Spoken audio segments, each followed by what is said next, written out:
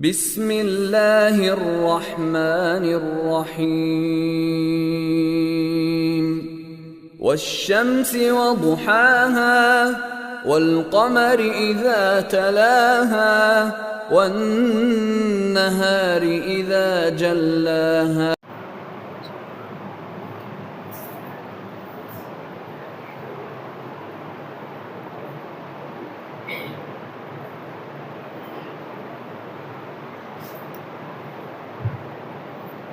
அஸ்ஸலாமு அலைக்கும் வரஹ்மத்துல்லாஹி வபரகாத்துஹு. இன்னல் ஹம்தலில்லாஹ் நஹ்மதுஹு வ நஸ்தஈனுஹு வ நஸ்தக்ஃபிருஹு வ நஊது பில்லாஹி மின் ஷுரூரி அன்ஃபுஸினா வ மின் ஸய்யிஆத்தி அமாலினா. மை யஹ்தியல்லாஹு ஃபலா முதில்ல லஹு வ மை யுத்லில்ஹு ஃபலா ஹாதிய லஹு. வ அஷ்ஹது அல்லா இலாஹா இல்லல்லாஹ் வஹதஹு லா ஷரீக லஹு வ அஷ்ஹது அன்ன முஹம்மதன் அப்துஹு வ ரசூலுஹு அம்மா பஅத். யா அய்யுஹன் நாஸ் இத்தகு ரப்பக்குமுல்லதீ ஹலக்கக்கும் மின் நஃப்ஸி வாஹிதா வ ஹலக்க மின்ஹா ஸௌஜஹா வ பஸ்ஸ மின்ஹுமா ரிஜாலன் கஸீரன் வ நிஸாஅ வத்தகுல்லாஹ அல்லதீ தஸாஅலூன பிஹி வல் அர்ஹாம் இன்னல்லாஹ கான அலைக்கும் ரகீபா. யா அய்யுஹல்லதீன ஆமனு தக்குல்லாஹ ஹக்க துகாத்திஹி வ லா தமூதுன்ன இல்லா வ அன்தும் முஸ்லிமூன். மகத்துவமும் மாண்பும் பொருந்திய எல்லாம் வல்ல ஏக இறைவனின் நல்லடியார்களே, அல்லாஹ்வுடைய அருள் பொங்கும் புனிதம் நிறைந்த ஜும்மா தினத்தில் நாம் ஒன்று குழுமி இருக்கிறோம். நம்மை இந்த உலகத்தில் படைத்து பரவச் செய்திருக்கிற ரப்புல் ஆலமீன் இந்த உலகத்திலும் நாளை மறுமையிலும் நாம் வெற்றி பெற வேண்டுமேயானால் அவன் சொல்லியிருக்கிற இறை வசனங்களை முழுவதுமாக கடைபிடிக்கக்கூடிய நபர்களாக இருக்க வேண்டும் என்கிற கட்டளையை அல்லாஹ் நமக்கு வழங்கியிருக்கிறான். அந்த கட்டளையை யார் கடைபிடிப்பாரோ நிச்சயமாக அந்த மனிதர் உலகத்திலும் கண்ணியமான ஒரு நபராக, நாளை மறுமையிலும் அல்லாஹ்விடத்துல சிறந்த பெயர்களை பெற்ற நபராக ஆக முடியும் என்கிற செய்திகளை நாம் அறிந்திருக்கிறோம். ஆனால் அப்படி நம்முடைய வாழ்க்கையை நாம் அமைத்து கொண்டு விடாமல், அல்லாஹ் சொல்லியிருக்கிற செய்திகள் தான் சரி என்று நாம் அறிந்திருந்தாலும், அதுதான் இம்மைக்கும் மறுமைக்கும் நமக்கு உதவுகிற ஒரு அருட்கொடை என்பதை நாம் தெரிந்திருந்தாலும், அதன் வழியில் நம்மை நடக்க விடாமல் நம்மை வழிகெடுக்கிற வேலையை சைத்தான் செய்கிறான். அப்படி நம்மை வழிகெடுப்பதற்கென்று ஏராளமான சூழ்ச்சிகளை கையாளக்கூடிய வேலைகளையும் சைத்தான் செய்கிறான். அப்படிப்பட்ட தீய செயல்களை செய்கிற மனிதர்களை வெளியெடுக்கிற சைத்தானை பற்றி திருமறை குர்ஆனிலும் நபிகளாரும் ஏராளமான இடங்களில் பதிவு செய்திருப்பதை நாம் பார்க்கிறோம். அதுபோல அல்லாஹ் திருமறை குர்ஆன்ல ஒரு இடத்துல சொல்றான், வலா தத்தஹிது ஹுதுவாத்தி ஷைத்தான், ஷைத்தானுடைய அடிச்சுவடுகளை நீங்கள் பின்பற்றாதீர்கள், அவன் முஸ்லிம்களுக்கு பகிரங்கமான எதிரியாக இருக்கிறான் என்கிற செய்தியை அல்லாஹ் சொல்கிறான். இந்த இடத்துல அல்லாஹ் பகிரங்கமான எதிரி என்கிற பொழுது, உங்களுக்கு ஒரு எதிரி இருக்கிறான், அந்த எதிரி யார் என்று அறியாத நிலையில நீங்கள் இல்லை. பகிரங்கமாக எல்லா முஸ்லிம்களும் அறிந்து கொண்டிருக்கிற நிலையில் தான் சைத்தான் இருக்கிறான். அப்போ ஒரு எதிரி அறியாத நிலையில் நமக்கு இருப்பாரையானால் அவர் ஏற்படுத்துகிற தீங்கும் நமக்கு பெரிய ஆபத்துகளை ஏற்படுத்தும். ஆனா அறியாத நிலையில் மறைந்திருந்து நம்மோடு இருந்து நமக்கு குளிபறிக்கிற எதிரியாக இருந்தால் அவர் நமக்கு ஏற்படுத்துகிற பாதிப்பு பெரிய அளவுக்கான பாதிப்பாக இருக்காது. அந்த பாதிப்பு பல சிரமங்களை ஏற்படுத்தினாலும் நம்ம ஒப்பிட்டு பார்க்கும்போது அறியப்பட்ட பகிரங்க எதிரி ஏற்படுத்துகிற பாதிப்பை விட நம்மோடு இருந்து நடித்து கொண்டு எதிரி ஏற்படுத்துகிற பாதிப்பு குறைவாகத்தான் இருக்கும்.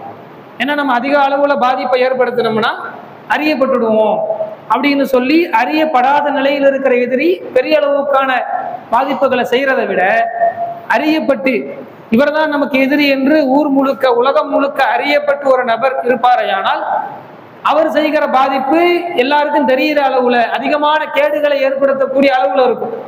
ஏன்னா அவர் என்ன செஞ்சாலும் நான் தான் செய்வேன் அப்படின்னு ஊர் உலகத்துக்கும் தெரியும்.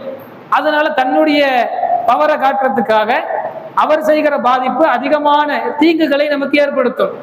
அப்படிப்பட்ட ஒரு நிலையில வச்சு அல்லாஹ் சைத்தானை பற்றி நமக்கு அறிமுகப்படுத்துகிறான். சைத்தான் உங்களுக்கு பகிரங்கமான எதிரியாக இருக்கிறான் என்று அல்லாஹ் நமக்கு அறிமுகப்படுத்துகிறான். அதுபோல சைத்தான் நம்மை வழிகெடுப்பதற்காக ஏராளமான சூழ்ச்சிகளை கையாளுகிறான். சைத்தான் கையாளுகிற சூழ்ச்சியை பொறுத்த வரைக்குமே சைத்தான் நம்மை விட பலமான எதிரி என்பதை நாம் ஒப்புக்கொள்ள வேண்டும். பொதுவா சைத்தானிடம் இருந்து நாம் பாதுகாவல் பெற வேண்டும், சைத்தானுடைய தீங்கில் இருந்து நாம் பாதுகாவல் பெற வேண்டும் என்று சொன்னால் ஒரு எதிரிகிட்டம் இருந்து நமக்கு பாதுகாப்பு கிடைக்கணும்னா அந்த எதிரியை பற்றிய அறிவு நமக்கு இருக்க வேண்டும். ஆனா யோசிச்சு பாருங்க, சைத்தான் நம்மை விட பல மடங்கு பெரிய எதிரியாக இருக்கிறான். எப்படி நம்மை விட பலமான எதிரியாக இருக்கிறான்? நம்மை விட ஒரு பெரிய பலம் சைத்தானுக்கு எப்படி கிடைத்திருக்கிறது என்று சிந்தித்து பார்த்தால் சைத்தான் இதை மட்டுமே முழுக்க முழுக்க வேலையாக வைத்து செய்து கொண்டிருப்பவன். மனிதர்களை வழிகெடுப்பதை மட்டுமே சைத்தான் தன்னுடைய முழு நேர வேலையாக எடுத்துக்கொண்டிருக்கிறான். எந்த அளவிற்கு என்று சொன்னால் ஆதியில ஒரு சைத்தான், அந்த சைத்தான் அல்லாஹ் சொன்னா நீ ஆதமுக்கு சஜ்ஜா செய்யி அப்படின்னு சொல்லும் போது அந்த சைத்தான் பெருமை அடித்தான். அதனால அந்த சைத்தானை அல்லாஹ் வெளியேற்றினான், அவனை சபித்தான். அவன் என்ன சொன்னான்?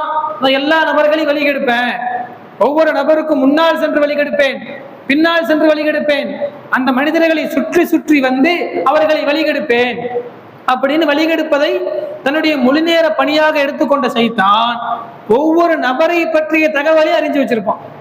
அந்த நேரத்தில் இந்த ஆதம் அலைஹிஸ்ஸலாம் அவங்க தொட்டு இன்றைக்கு ஒரு குழந்தை பிறந்தாலும் கூட மார்க்கம் என்ன சொன்னுச்சு?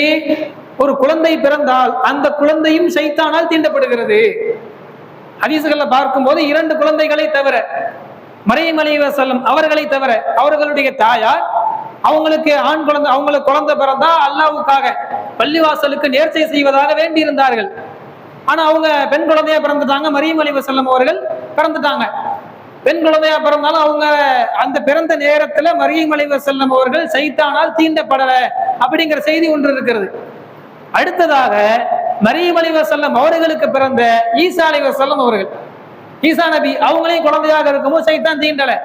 அந்த இருவரை தவிர உலகத்தில் குழந்தையாக பிறக்கிற எல்லா நபர்களையும் சைத்தான் தீண்டுவான். அந்த தீண்டுதலின் காரணமாக குழந்தைகள் சப்தமிட்டு அழுகிறார்கள். அப்போ ஆதம் அலைஹிஸ்ஸலாம் அவர்கள் தொட்டு இந்த நிமிடம் ஒரு குழந்தை பிறந்தால் அந்த குழந்தை இடத்திலும் சைத்தான் செல்லுகிறான், அந்த குழந்தைக்கும் தீங்கு விளைவிக்கிறான். அப்ப ஆதம் அவர்கள் தொட்டு இன்றைக்கு வரைக்குமே இடைப்பட்ட எத்தனை கோடி மனிதர்கள் வாழ்ந்திருக்கிறோம், அத்தனை கோடி மனிதர்களை பற்றிய தரவுகளையும் சைத்தான் வைத்திருப்பான். மனிதர்களை சைத்தான் வழிகெடுக்கிறான். சைத்தான் ஒரு பலமான எதிரி என்று சொன்னால் எப்படி பலமானவன் தெரியுமா? ஒவ்வொரு நபரை பற்றிய தகவலும் சைத்தானுக்கு தெரியும். பொதுவா ஒவ்வொரு நபரை பத்தி அப்படின்னா ஒரு நபரை எடுத்துக்கொள்வோம், அவரை பத்தி சைத்தான் எப்படி டேட்டா வச்சிருப்பான்னு வைங்க. இந்த நபர் பொருளாதாரத்தில் ரொம்ப ஸ்ட்ராங்கான ஆள், அதனால இவரை பொருளாதாரத்தின் மூலமாக வழிகெடுக்க முடியாது. இவரு குடும்ப விஷயத்துல ரொம்ப ஸ்ட்ராங்கான ஆளு, அதனால இவரை குடும்ப விஷயத்துல வழிகெடுக்க முடியாது. இவரு கொஞ்சம் பெருமையில வீக்கான ஆளு, அதனால அவருக்கு பெருமைங்கிற ரூட்ல போய் வழிகெடுப்போம். இன்னொரு நபரை எடுத்து இவர் பெருமை அடிக்க மாட்டாரு, இவர் தர்மம் கரெக்டா செய்யக்கூடிய ஒரு ஆளு, ஆனால் இவரு குடும்ப விஷயத்துல வீக்கான ஆளு, அதனால குடும்ப விஷயத்துல வீக்கான ஆள அந்த ரூட்ல போய் வழிகெடுப்போம். பொருளாதார விஷயத்துல வீக்கான ஆள அந்த ரூட்ல போய் வழிகெடுப்போம். ஒவ்வொரு நபருடைய பலத்தையும் பலவீனத்தையும் பற்றி சைத்தான் அறிந்திருப்பான். தொழுகையில ஒருத்தர் உறுதியாக இருப்பாரு, தொழுகையில ஒரு நாளும் ஒரு வக்து தொழுகையை கூட விட்டு இருக்க மாட்டார். அவரிடத்திலே பார்த்தால் பல தவறான வார்த்தைகளை பேசுகிற, கெட்ட வார்த்தைகளை பேசுகிற பண்பை பார்க்க முடியும். அப்ப தொழுகையில ஸ்ட்ராங்கா இருந்த ஆளு தானே, எப்படி கெட்ட வார்த்தை பேசுகிற பண்பு வந்துச்சு? சைத்தானுக்கு தெரியும் இவர் தொழுகையில வழிகெடுக்க முடியாது. அப்ப இவர் வழிகெடுக்கிறதா இருந்தா இவர் நாக்கு வச்சுதான் வழிகெடுக்க முடியும். நாக்கு வச்சு வழிகெடுக்கிறதுனா அவரை வச்சு புறம் பேச வைப்போம், அவரை வைத்து அவதூறு பேச வைப்போம், அவரை கெட்ட வார்த்தைகள் பேச வைப்போம் அப்படின்னு அந்த ரூட்ல வழிகெடுப்பான். ஒருவர் அதிகமாக தர்மம் செய்து கொண்டே இருப்பார், அவரிடத்துல தர்மத்தை கொடுக்காதன்னு சொன்னா அவர் கேட்க மாட்டார். பல வருடங்களாக கொடுத்து கொடுத்து தர்மம் கொடுத்து கொண்டே இருக்கிற ஒரு நபர் அல்லாவிடத்துல அதன் மூலமாக அதிகமான நன்மைகளை பெற வேண்டும் என்று ஆசைப்படுகிற நபர் அவரிடத்துல போய் தர்மம் கொடுக்காதன்னு சொல்ல மாட்டான். குடும்ப விஷயத்தை வச்சு குடும்பத்துக்குள்ள சிக்கலை ஏற்படுத்துவான். குடும்ப விஷயங்களில் பலவீனமான நபராக இருப்பார். மற்ற விஷயங்களில் ஒருவர் தவறு செய்தால் கண்டிப்போடு கண்டிக்கிற நபர் தன்னுடைய குடும்ப உறுப்பினர்களில் தன்னுடைய மகனோ தன்னுடைய மகளோ பிள்ளைகளோ தாயாரோ சகோதரிகளோ தவறு செய்தால் கண்டுகொள்ளாத நிலைக்கு வந்து விடுவார்.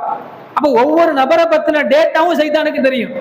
அந்த டேட்டாவை வச்சுதான் ஒவ்வொரு ஆளுக்கும் தனித்தனி சாட்டு வச்சிருப்பான் சைத்தான். இங்க அமர்ந்திருக்கிற ஒவ்வொரு நபரை பத்தியுமே சைத்தானுக்கு தெரியும்.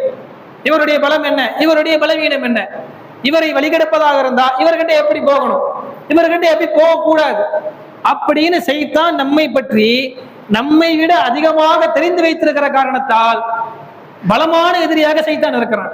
சைத்தான் இருக்கிற ஒரு பெரிய பலம்னு சொன்னா நம்மளை பத்தி நாம் தெரிந்து கொண்டதை விட சைத்தானுக்கு அதிகமாக தெரியும். அது சைத்தானுடைய மிகப்பெரிய ஒரு பலம். அப்போ இது ஒண்ணு. இதை வச்சு சைத்தான் சூழ்ச்சி செய்வான். சைத்தானுடைய சூழ்ச்சியில ஒரு முக்கியமான ஒரு சூழ்ச்சி என்னன்னு கேட்டா, சைத்தான் பொய்யை அழகுபடுத்தி சொல்லுவான். இன்னொரு வகையில சொல்றதா இருந்தா, நம்ம நம்பக்கூடிய வகையில சைத்தான் பொய் சொல்ல மாட்டான். பொய்யை அழகுபடுத்தி சொல்றதா இருந்தா, ஒரு ஆள் பொய் சொல்றாரு, பொய் சொன்ன உடனே அது பொய்ன்னு தெரியுது, அது ஒரு அழகான பொய் கிடையாது. ஒருத்தர் பொய் சொன்ன உடனே அது பொய்ன்னே தெரியாத அளவுக்கு பொய் சொல்லுவாரு பாருங்க. நடக்காத விஷயத்தை நடந்த மாதிரி நம்பக்கூடிய வகையில் சொல்லுவார் பாருங்க. அந்த மாதிரி அழகான பொய் சொல்லுவதில் சைத்தான் கெட்டிக்காரனாக இருக்கிறான். சைத்தான் அழகான பொய் சொல்லுவான். இந்த சூழ்ச்சி சைத்தானுடைய பல சூழ்ச்சிகளை இதுவும் ஒண்ணு. எந்த அளவுக்கு சைத்தான் பொய் சொல்லுவான்னு கேட்டா, நம்ம எந்த விஷயத்தை சொன்னா நம்ப மாட்டோமோ அந்த விஷயத்தை சைத்தான் நம்ம கிட்ட சொல்லவே மாட்டான். நம்மளை தீங்கு செய்ய வைக்கணும், ஒரு விஷயத்தை செய்ய விடாம தடுக்கணும், அதற்கு ஒரு விஷயத்தை பண்ணாத அப்படின்னு சொல்லுவான். ஆனா பண்ணாத நன்மை நமக்கு தெரியுதுன்னு வைங்க, நன்மை நம்ம அறிஞ்சு வச்சிருக்க விஷயத்த தீமை நம்ம கிட்ட சொல்ல மாட்டான். ஒரு நன்மை நம்ம தெரிஞ்சு வச்சிருக்கோம், தெரிஞ்சு வச்சு வாழ்க்கையில நடைமுறைப்படுத்தலாம்னு இருக்கோம், அந்த விஷயத்த இதை போய் நீ நன்மை நினைக்கிறிய, இது நன்மைலாம் கிடையாது தீமை அப்படிங்க மாட்டான் சைத்தான். எந்த அளவுக்கு நான் ஆதம் அலைஹிஸ்ஸலாம் அவர்களுடைய வரலாற்றில் எடுத்து பாருங்க. அல்லாஹ் ஆதம் அலைஹிஸ்ஸலாம் அவர்களை சொர்க்கத்தில் சுற்றி திரியுமாறு அனுமதித்திருந்தான். ஒரே ஒரு மரத்தை மட்டும் நெருங்காதீர்கள் என்று கட்டளையிட்டிருந்தான். சைத்தான் ஆதம் அலைஹிஸ்ஸலாம் அவங்கள்ட்ட போய் என்ன சொன்னான்? அல்லாஹ் சொன்னா நீங்க ஏன் கேட்கறீங்க, நீங்கள் தான் சிறப்பானவர்கள். எந்த அளவுக்கு இந்த அல்லாஹ் மனிதர்கள் ஒருத்தனை படிச்சு மலக்குமார்கள் வேணாமே அப்படின்னு அறிவுரை சொல்லும் போது கூட அல்லாஹ் உங்களை படைச்சிருக்கான். உங்களுக்கு இந்த சொர்க்கத்துல இல்லாத உரிமையா? அதெல்லாம் கிடையாது, நீங்க போய் மரத்துல இருங்க. அல்லாஹ்வை எல்லாம் நீங்க கண்ணியப்படுத்தணும்னு நினைக்கிறீங்களே, அப்படி கண்ணியப்படுத்தணும்னு அவசியம் இல்லை அப்படிங்கிற ரூட்ல சைத்தான் வரல. மாறாக எப்படி வந்தான் தெரியுமா? இந்த மரத்தை நீங்கள் நெருங்கினால் நீங்கள் மலக்குமார்களை போல இங்கேயே நிரந்தரமாக இருந்து விடுவீர்கள். அல்லாஹ் நெருங்காதன்னு சொன்னான். அல்லாஹ் சொன்னது நன்மைன்னு தெரியும், அது நன்மை இல்ல அது தீங்கு அப்படிங்கிற ரூட்ட சைத்தான் வரல. அல்லாஹ் சொன்னதை மீறுங்கன்னு சைத்தான் சொல்லல, அல்லாஹ் நன்மைன்னு சொன்னதை தீமைன்னு காட்டல. மாறாக அல்லாஹ் சொன்னா, அல்லாஹ் ஏன் சொன்னான் தெரியுமா? இதை நீங்க பண்ணீங்கன்னா மலக்குமார்களை போல இங்கேயே இருந்து விடுவீர்கள், மலக்குமார்களை போல சிறப்பு உங்களுக்கும் கிடைச்சிடும். ஆனா உங்களுக்கு உண்மையில சிறப்பு இருக்குதானே? அந்த அந்த அந்த வாசகத்துக்குள்ள இத்தனை கருத்து இருக்கு. ஆதம் அலைஹிஸ்ஸலாம் அவர்களுக்கு உண்மையிலேயே மலக்குமாரை விட ஒரு சிறப்பு இருக்குதானே சைத்தான் சொல்லுவான். ஏன்? மலக்குமார்கள் ஒளியால் படைக்கப்பட்டவர்கள். சைத்தான் என்ன கூட எடுத்துக்கங்க, நெருப்பால தான் அல்லாஹ் படைச்சான். நெருப்பால படைச்சிருந்தாலும் கூட களிமண்ணால படைத்த உங்களுக்கு சஜிதா செய்யுமாறு அல்லாஹ் கட்டளையிட்டு விட்டான். அப்ப ஒளியால படைத்தவர்கள் கூட உங்களுக்கு சஜிதா பண்ணாங்க. அப்ப மலக்குமார்களை விட நீங்கள் உயர்ந்தவர்கள் இல்லையா? அப்ப மலக்குமார்கள் இங்க நிரந்தரமா இருக்கும்போது அதை விட தகுதியானவர்கள் நீங்கள் இல்லையா? அதனால நீங்க என்ன பண்ணுங்க, மலக்குமார்களை போல நீங்களும் இங்கே நிரந்தரமாக இருக்க வேண்டுமேயானால் மரத்தை நெருங்குங்க அப்படின்னு ஒரு தீய எண்ணத்தை போட்டான். போட்ட வாசகத்தெல்லாம் கவனிச்சு பார்த்தா அல்லாஹ் சொன்னதை கேட்காதீங்க அப்படின்னு சொல்லல, அல்லாஹ் நன்மைன்னு சொன்னா ஆனா உண்மையில தீமை அப்படின்னு சொல்லல. அல்லாஹ் எந்த ரூட்ல சொன்னானோ அதே செய்தியை சொல்லி அதுக்கு ஒரு காரணத்தை சொல்லி நம்பும் பாரு ஆதம் அலைஹிஸ்ஸலாம் அவர்களையும் அவர்களுடைய மனைவி ஹவ்வா அலைஹிஸ்ஸலாம் அவர்களையும் ஆக்கிவிட்டான். அதன் மூலமாகத்தான் வழி கேட்டு அல்லாஹ் சொன்ன கட்டளையை மீறி ஆதம் அலைஹிஸ்ஸலாம் அவர்கள் சொர்க்கத்திலிருந்து வெளியேற்றி விட்டு அதன் பிறகு அல்லாஹ் கிட்ட பாவ மன்னிப்பு கேட்டாங்க. ரப்பனா ஸலம்னா அன்ஃபுஸனா வ இல்லம் தக்ஃபிர் லனா வ தர்ஹம்னா லனகுனன்ன மினல் ஹாஸிரீன். யா அல்லாஹ், எங்களுக்கு நாங்களே அநீதளிக்கக்கூடிய கூட்டமாக இருக்கிறோம், நீ எங்களை மன்னிக்கலன்னு சொன்னா நாங்கள் நாசமாக விடுவோம் அப்படின்னு அல்லாஹ் கிட்ட பாவ மன்னிப்பு கேட்டாங்க. அப்ப சைத்தான் போன ரூட்டை நல்லா கவனிச்சு பாருங்க. எந்த விஷயத்தை சொன்னா நம்ம நம்ப மாட்டோமோ அந்த விஷயத்தை சைத்தான் நம்ம இடத்துல சொல்லவே மாட்டான்.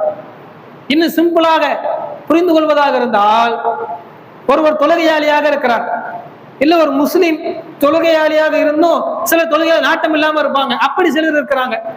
தொழுகையால் நாட்டம் இல்லாத நபராக ஒருத்தர் இருக்கிறாருன்னு வைங்க, அவர்கிட்ட போய் சைத்தான் தொழுதா தீங்கு அப்படின்னு சொல்ல மாட்டான். தொழுதா நன்மன் நினைக்கிற ஆளுகிட்ட நீ தொழுகாத அப்படின்னு சொல்ல மாட்டான்.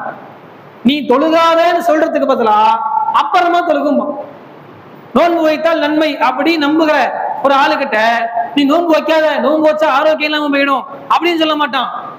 நோன்பு வச்சா நன்மைதான், ஆனா என்ன பண்ணுங்க, இப்ப விட்டுட்டு அடுத்த வருஷம் சேர்த்து வைக்கலாமே, இல்ல இடையில முடிச்சு வச்சுக்கலாமே அப்படிமா. தர்மம் செய்தால் நன்மை என்று அறிந்திருக்கிற நபரிடத்துல போயிட்டு தர்மம் பண்ணா தீங்கு அப்படிங்க மாட்டான். தர்மம் பண்ணுங்க, இப்ப இந்த காசை சேர்த்து வச்சுட்டு அடுத்த மாசம் ஒரு காசு வரும்ல அதுல பண்ணுங்க. இந்த வார்த்தையெல்லாம் நல்லா கவனிச்சு பாருங்க. எதையுமே நீ பண்ணாத, நீ செய்யாத, உனக்கு தீங்கு என்கிற ரூட்ல சைத்தான் வர மாட்டான். மாறாக நீ செய், ஆனா எப்ப செய்யணும் தெரியுமா, கொஞ்சம் டைம் எடுத்து, இன்னும் கொஞ்சம் நேரம் கழிச்சு, இன்னும் கொஞ்சம் அவகாசம் எடுத்து இதை நீங்க செய்யும் தான் சொல்லுவோம் சைத்தான். அப்ப இதைத்தான் மார்க்கம் நமக்கு சொல்லுகிறது. சைத்தான் அழகாக போய் சொல்லக்கூடியவன். சைத்தான் சொன்ன உடனே பல நபர்கள் உண்மையில் நம்பி வரும். ஆமா, இவங்க சொல்றதும் கரெக்ட் தான், நம்ம அப்புறமா அடுத்த மாசம் கழிச்சு கூட கொடுக்கலாம், ஒரு 2 மணி நேரம் கழிச்சு கூட தொழுவலாம் அப்படிங்கிற சிந்தனை உடனடியாக நம்ம மூளை அக்செப்ட் பண்ணும். தொழுகாத தீங்குன்னு சொன்னா அக்செப்ட் பண்ணாது. ஏன்னா பல வருஷமா பதிஞ்சு போன விஷயம். தொழுகாதன்னு சொன்னா நம்ம மூளை ஏத்துக்காது. ஆனா எப்படி சொன்னா ஏத்துக்குது, தொழுகை கொஞ்சம் நேரம் கழிச்சு தொழுகு. அப்ப அந்த ரூட்ல வந்தா இந்த மனிதனை வழிகெடுத்து விடலாம் என்பதை அறிந்த சைத்தான் பல நபர்களை அணுகும் போது அந்த வழியிலேயே சைத்தான் நம்ம இடத்துல வருவான். இது போல இன்னும் ஏராளமான செய்திகளை நாம் பார்க்க முடியும். சைத்தான் ஒரு பலமான எதிரியாக இருக்கிறான் என்று சொன்னால் அந்த சைத்தான் நம்மை வழிகெடுப்பதற்கு பல வழிகள்ல வருவான். அதுல ஒரு வழி என்னன்னு கேட்டா, நமக்கு நன்மையை போதிப்பதை போல போதிப்பான். ஒரு விஷயத்தை இது செஞ்சா நன்மை அப்படிங்கிற வழியிலேயே போதித்து நம்மை வழிகெடுத்து விடுவான். உதாரணத்துக்கு ஜும்மா தொழுகையில் அமர்ந்திருக்கிறோம், சைத்தானுடைய சூழ்ச்சிகள் என்கிற தலைப்பில் சில செய்திகளை கேட்டுக்கொண்டு இருக்கிறோம். நம்ம ஆர்வமா கேட்கிற ஆளாக இருப்போம். பக்கத்துல இருக்க ஒரு ஆள் என்ன பண்ணுவாரு, பேசுவாரு, நமக்கு டிஸ்டர்பன்ஸ் ஆகும். சைத்தான் என்ன பண்ணுவான் தெரியுமா, நம்ம கிட்ட வந்து சைத்தானுடைய தீங்கை பத்தி நீ கேட்டுக்கிட்டு இருக்க, நீ கேட்கும் போது கேட்க விடாம ஒரு தடுக்கிறாரு பத்தியா பக்கத்துல, அவர் தான் சைத்தான், அதனால அவரை தடுத்து வாயை முடின்னு சொல்லிடு அப்படிங்கிற ரூட்ல கொண்டு வருவோம் நம்ம கிட்ட. ஆனா மார்க்க ரசூலுல்லாஹ் என்ன சொன்னாங்க, அருகில இருப்பவர் பேசினாலும் நீங்க வாயை மூடுன்னு கூட சொல்லிடாதீங்க அப்படின்னாங்க. ஆனா சைத்தான் என்ன பண்ணுவான், சைத்தானை பத்தி கேட்கும் போது இப்படி வந்து கேட்க விடாம தடுக்கிறாரு, அதனால கூப்பிட்டு வாயை மூடுன்னு சொல்லிடு, முடிஞ்சா கோபத்தை காமிச்சிருவோம், முடிஞ்சா அடிச்சிருவோம் அப்படிங்கிற அளவுக்கு சிந்தனையை போடுவோம் சைத்தான். ஆனா எந்த சிந்தனையை போட்டாலுமே ரிசல்ட் என்ன செய்தி அவன் குறித்து சொல்லப்பட்டதோ அந்த செய்தியில் இருந்து நாம் கொஞ்சம் திசை மாறி விடுவோம். அப்ப இந்த வேலையை அதிகமாக சைத்தான் செய்வான். இன்னொரு செய்தி ரசூலுல்லாஹ் சொன்னாங்க, சைத்தான் ஒரு சிந்தனை ஏற்படுத்துவான். என்ன சிந்தனைனா, நம்ம அல்லாஹ் படைச்ச விஷயங்களை எல்லாம் நம்மகிட்ட காமிச்சு, அல்லாஹ் இந்த வானத்தை படைத்தான், அந்த வானத்தை பார், வானம் எவ்வளவு பிரம்மாண்டமாக, எவ்வளவு விரிந்ததாக, எவ்வளவு அழகானதாக இருக்கிறது. ஒரு பல மடங்கு தண்ணியை வானத்துல ஸ்டோர் பண்ணி அல்லாஹ் வச்சிருக்கிறான். அத்தனை கிலோ வெயிட் நம்மளால கையில நிப்பாட்ட முடியாது. மழை பெய்யும் போது எத்தனையோ லிட்டர் தண்ணி, எத்தனையோ டன் கணக்குல தண்ணி வானத்துல இருந்து பூமிக்கு வருது. அத்தனை டன் கணக்கு தண்ணியும் வானத்துல தேங்கி மிதந்து கொண்டு இருக்கிறது. எவ்வளவு பேர் அருட்கொடை வானத்தை படைச்சு பார், வானத்தை சிந்திச்சு பார் அப்படிமா. பூமியை பார், பூமியை பார்த்தா பூமிக்குள்ள எத்தனை பெரிய அற்புதங்கள், பலமான விஷயங்களை பூமிக்குள்ள போட்டா கூட முளைச்சு வெளியே வரல. 15 கிலோ இரும்பு தூக்கி பூமிக்குள்ள புதைச்சி வச்சா கூட பலமான இரும்புக்கு பூமியை உடைத்து கொண்டு வெளியே வர முடியல. ஆனா ஒண்ணுக்கும் ஆற்றல் இல்லாத சின்ன விதையை தூக்கி போட்டா பூமியை பிளந்து அந்த விதை வெளியே வருகிறது. எத்தனை பெரிய அற்புதம்! பூமியை சிந்தித்து பார், வானத்தை பாரு, பூமியை பாரு, கடலை பாரு, நட்சத்திரத்தை பாரு, நிலாவை பாரு அப்படின்னு ஒவ்வொரு படைப்பாக நம்மை பார்க்க வைத்து நம்மை ஆச்சரியப்படுத்துவான். வானத்தை அல்லாஹ் தான் படைச்சான், பூமியை அல்லாஹ் தான் படைச்சான், நட்சத்திரத்தை அல்லாஹ் படைச்சான், நிலாவை அல்லாஹ் படைச்சான் அப்படின்னு சொல்லி சொல்லி கடைசியாக சைத்தான் சிந்தனையை போடுவான். அப்போ அந்த அல்லாஹ்வை யார் படைச்சா, அல்லாஹ்வை யார் படைச்சான்னு யோசிச்சு வழி கெடுக்கணுங்கிறது தான் நோக்கம். ஆனா எந்த ரூட்ல வந்தான்? வானத்தை சிந்திச்சு பாரு. வானத்தை சிந்திச்சு பார்க்கற தப்பா சரியான ஒண்ணு? அல்லாஹ்வை சிந்தித்து பார்க்குமாறு சொல்லுகிறான். வானத்தை சிந்திச்சு பார்த்து அல்லாஹ்வுடைய அருட்கொடைகளை யோசிப்பதை எந்த நபரும் தவறுன்னு சொல்ல மாட்டோம், சரிதான். ஆனா சரியான ரூட்டை போட்டு போட்டு போட்டு கடைசியாக எங்க வந்து நிறுத்தினா பாருங்க, அதுதான் சைத்தானுடைய சூழ்ச்சி. அப்போ இந்த அளவிற்கு சைத்தான் பொய் சொல்லுவதாக இருந்தால், உண்மையில் நமக்கு கேடு விளைவிக்கிற பொய்யை கூட நன்மை என்று நாம் நம்பி விடுகிற அளவிற்கு அழகாக சொல்லக்கூடியவனாக சைத்தான் இருப்பான். சைத்தானுடைய சூழ்ச்சிகள்ல ஒரு சூழ்ச்சி என்னன்னா, அழகாக பொய் சொல்லுவான். இதை நாம் புரிந்து கொள்ள வேண்டும். இது சைத்தானுடைய பலம். இப்படி பல விஷயங்கள் இருக்கு. அடுத்து சைத்தானுடைய பலவீனத்தை நாம் தெரிந்து கொண்டால் அவனிடமிருந்து எப்படி நாம் பாதுகாவல் பெற முடியும் என்பதையும் நாம் புரிந்து கொள்ள முடியும். ஒரு எதிரிகிட்ட இருந்து நமக்கு தீங்கு வராம தடுக்கிறதா இருந்தா அந்த எதிரியுடைய பலத்தையும் பலவீனத்தையும் அறிந்திருக்க வேண்டும். பலவீனம் என்ன அப்படின்னா, அல்லாஹ் திருமறை குர்ஆன்ல சொல்றான், இந்த சைத்தானை பின்பற்றாதீங்கன்னு அல்லாஹ் சொல்றானே, சொன்னதுக்கான காரணம் என்ன? சைத்தானை ஏன் நாம் பின்பற்றக்கூடாது? பொதுவாக ஒரு தந்தை மகனுக்கு அட்வைஸ் பண்றாங்க, அந்த பையன் கூட சேராத. ஏன் சேராத? அவன் வந்து தப்பான விஷயங்களை செய்வான், நீ சேர்ந்தனா உன்னையும் கூட்ட சேர்த்துருவான், உனக்கு அந்த பழக்கத்தை பழக்கிடுவான் அப்படின்னு ஒரு தீங்கு அவன்கிட்ட இருக்கிறதுனால அவன் கூட சேராத அப்படின்னு ஒரு தந்தை அட்வைஸ் பண்ணுவார்ல, அது மாதிரி அல்லாஹ் அட்வைஸ் பண்றான்ல, சைத்தானுடைய அடிச்சுவடுகளை நீங்கள் பின்பற்றாதீர்கள். ஏன் பின்பற்ற கூடாது? அப்ப சைத்தானுக்கு இருக்கிற தீய பண்பு என்னன்னு கேட்டா, சைத்தான் உள்ளங்களில் தீய எண்ணத்தை போடுவான். சைத்தானுடைய பலமும் அதான், சைத்தானுடைய பலவீனமும் அதான். இந்த வசனத்தை அப்படியே யோசிச்சு பாருங்க. சைத்தான் உள்ளத்தில் தீய எண்ணங்களை போடுவான். அப்போ உள்ளத்துல கை வைக்கிறானா பெரிய விஷயம் அப்படின்னு பலமாக தெரியும். அப்படி இந்த விஷயத்தை வேற கோணத்துல யோசிச்சு பாருங்க. சைத்தானால் உள்ளத்தில் தீங்கை போட மட்டும்தான் முடியும். அதை தாண்டி சைத்தானுக்கு எந்த அதிகாரமும் கிடையாது. சைத்தானுடைய பலவீனமும் தான். உள்ளத்துல கை வைக்கிற சைத்தானுடைய பலம்னு சொன்னா பலவீனமும் அதுவே. அப்போ அந்த பலவீனத்தை எப்படி கையாள்வது என்பதை புரிந்து கொண்டால் அவனுடைய சூழ்ச்சிகளில் இருந்து நாம் இலகுவாக வெளிவர முடியும். இதை சைத்தானே சொல்லும் போது, நாளை மறுமையில் மனிதர்கள் நரகவாசிகளாக இருக்கக்கூடியவங்க புலம்புவார்களாம், சைத்தான் வந்து வழிகெடுத்துட்டானே, அவனுடைய பேச்சை கேட்டு நம்பி இப்படி வழிகட்டு போயிட்டமே அப்படின்னு மனிதர்கள் புலம்புகிற நேரத்துல சைத்தான் அவர்களிடத்துல பதில் சொல்லுவானா, எப்ப நான் உங்களை வழிகெடுத்தனா, நான் உங்களை தவறான வழிக்கு கையை பிடிச்சு இழுத்து கொண்டு விட்டனா, நான் உங்களை கூப்பிட்டேன், நான் கூப்பிட்ட உடனே நீங்க வந்துட்டீங்க. சைத்தான் சொல்ற வார்த்தையை நல்லா கவனிச்சு பாருங்க. நான் உங்களை கூப்பிட்டேன், நான் உங்களை கையை பிடிச்சி இழுத்து இந்த படத்தை நீங்க பார்த்துதான் ஆகணும்னு சினிமா தியேட்டர் வாசல்ல விட்டேனா, நான் விடலையே, போய் பாருடான்னு லைட்டா போட்டேன், நீங்க போய் பார்த்துட்டீங்க, நான் என்ன பண்ண முடியும்? நீங்கள் அப்படி திட்டுவதாக இருந்தால், சபிப்பதாக இருந்தால் உங்களை நீங்களே திட்டிக் கொள்ளுங்கள். சைத்தான் அந்த நரகவாசிகளுக்கு சொல்லுவான், அல்லாஹ் உங்களுக்கு ஒரு வாக்குறுதி கொடுத்தான், நானும் உங்களுக்கு ஒரு வாக்குறுதி கொடுத்தேன். அல்லாஹ் கொடுத்த வாக்குறுதி உண்மையானது, நான் கொடுத்த வாக்குறுதி பொய்யானது. இன்னொரு சைத்தான் எவ்வளவு கெட்டிக்காரத்தனமானவன்னா, ஒரு இடத்துல இப்ப சைத்தானை பற்றி எல்லாரும் இருந்திருக்கிறோம். சைத்தான் தான் இணை வைப்பை தூண்டுகிறான், இணை வைப்பை அதிகமாக சைத்தான் மக்கள் மத்தியில பரவ செய்கிறான், அதுவும் சிறுக்குதான், இணை வைப்பை தூண்டுகிறான் அப்படின்னு நம்ம நம்புறோம். சைத்தான் இணை வச்சானா இல்லையா அப்படின்னு பார்த்தா, திருமறை குர்ஆன்ல அல்லாஹ் சைத்தான்கிட்ட பேசுற ஒரு வசனம் வரும். இந்த காலக்கெடு கேட்பான, அப்ப சைத்தான் அல்லாஹ்வை அழைக்கும் போது, யார் ரப்பே, என்னுடைய இறைவனே. அப்ப அவனுக்கு என்ன விளங்கி இருக்கான்?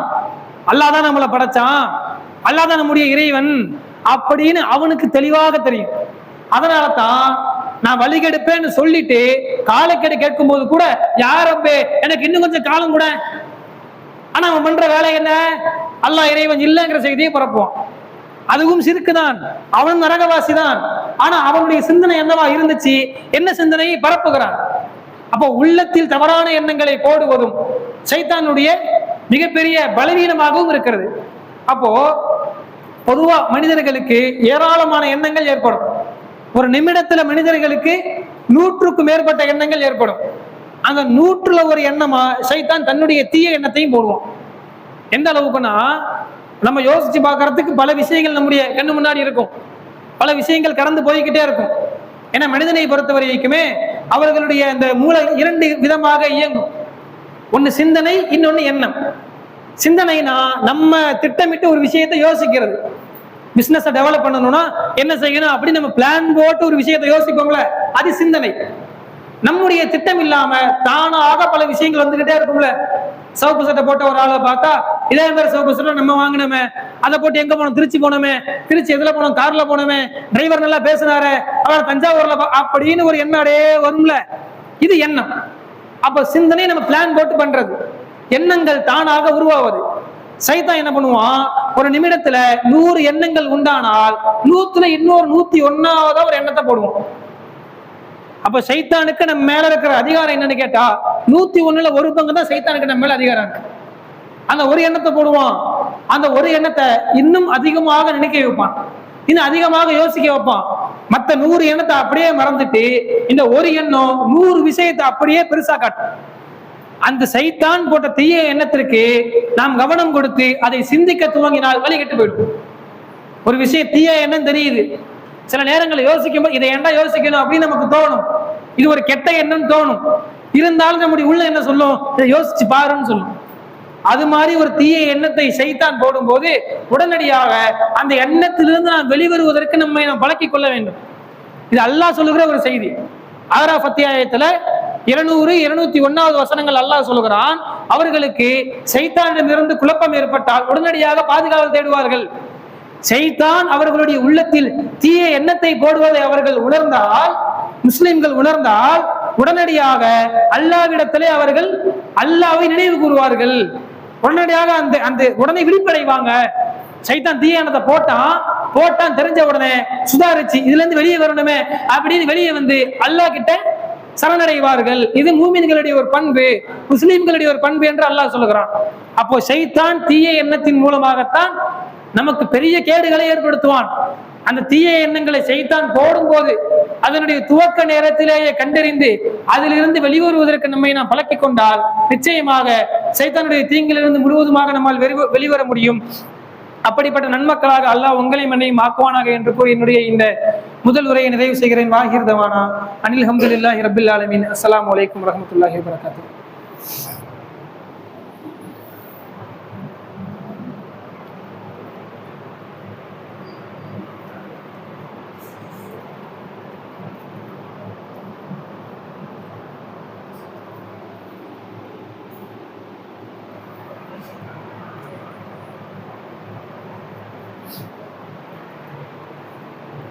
அஸ்ஸலாமு அலைக்கும் வரஹ்மத்துல்லாஹ்.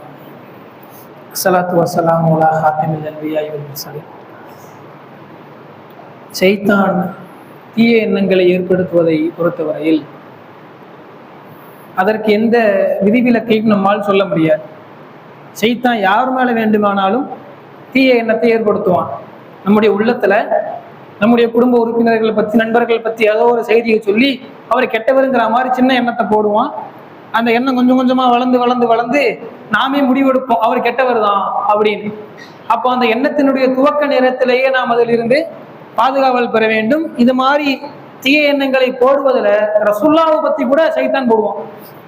ஒரு நேரத்துல நபிகள் நாயகம் ஸல்லல்லாஹு அலைஹி வஸல்லம் அவர்கள் பள்ளிவாசல ஈத்திகாஃப் இருக்கும்போது, பள்ளிவாசலுக்கு கொஞ்சம் வெளியே, பள்ளிவாசலுக்கு உள்ளதான் இருந்தாலும் கூட கொஞ்சம் வெளியே தெரிகிற மாதிரி ஒரு இடத்துல தன்னுடைய மனைவி சஃபியா ரலியல்லாஹு அன்ஹா அவர்களோடு பேசிக் கொண்டிருக்கிறார்கள் இஷா தொழுகைக்கெல்லாம் பிறகு. அப்போ 2 அன்சாரி தோழர்கள் கடந்து போறாங்க. கடந்து போன 2 பேர் கடந்தாங்க, ரசூலுல்லாஹை பார்த்தாங்க, போயிட்டாங்க. ரசூலுல்லாஹ் என்ன பண்றாங்க, கடந்து போன 2 பேரையும் மறுபடியும் கூப்பிட்டு அந்த 2 அன்சாரி தோழர்களுக்கும் சொல்றாங்க, இவர் என்னுடைய மனைவி சஃபியா அப்படிங்கிறாங்க. அப்போ 2 அன்சாரி தோழர்கள் நடுங்குறாங்க, அதிர்ச்சி அடைகிறாங்க. யார ரசூலுல்லாஹ், உங்க மேல நாங்க சந்தேகப்படுவோமா, எங்களை கூப்பிட்டு நீங்க சொல்லணுமா அப்படின்னு கேட்கும்போது ரசூலுல்லாஹ் சொன்னாங்க, இல்ல இல்ல, நீங்க இப்ப பார்த்துட்டு போயிருவீங்க, தவறான எண்ணம் இப்ப ஏற்படாது. நீங்கள் போன பிறகு உங்களுடைய ரத்த நாளங்களில் சைத்தான் ஓடிக்கொண்டிருக்கிறான். அதனால என்ன பண்ணுவான், ஒரு விஷயத்தை பார்க்கும்போது எஃபெக்ட் தெரியாது. வீட்டுல போய் படுத்த உடனே இந்த நேரத்துல என்ன பேச்சு, அப்படி பேசுறதுனா இசாவுக்கு முன்னாடி வெளிச்சத்துல பேச மாட்டாங்களா, இருட்டுல தான் பேசணுமோ, அதுவும் பார்த்த மாதிரி தெரியலையே அப்படின்னு எண்ணத்தை சைத்தான் போட்டான்னா நீங்கள் வழிகட்டி விடுவீர்கள் அப்படிங்கிற கருத்துப்பட. அப்போ ஒரு தீய எண்ணத்தை சைத்தான் போடுவதாக இருந்தால் ரசூலுல்லாஹ் மேல கூட போடுவோம். அப்போ அந்த அளவுக்கு எப்படி நம்மை நம்ப வைத்து சைத்தானால் வழிகெடுக்க முடியுமோ அந்த எல்லா சூழ்ச்சிகளையும் சைத்தான் பயன்படுத்துவான். அதிலே ஒன்றுதான் ஒரு பொய்யை சொல்லும் போது அழகாக நாம் நம்பும்படி பொய் சொல்லுவது. இரண்டாவது, நம்முடைய உள்ளத்தில் தவறான எண்ணங்களை சைத்தான் போடுவது. அந்த இரண்டு சூழ்ச்சிகளில் இருந்தும் நாம் நம்மை பாதுகாத்துக் கொள்ளக்கூடிய மக்களாக அல்லாஹ் உங்களை மன்னியும் ஆக்குவானாக. அஸ்ஸலாமு அலைக்கும் வரஹ்மத்துல்லாஹி வபரகாத்துஹு.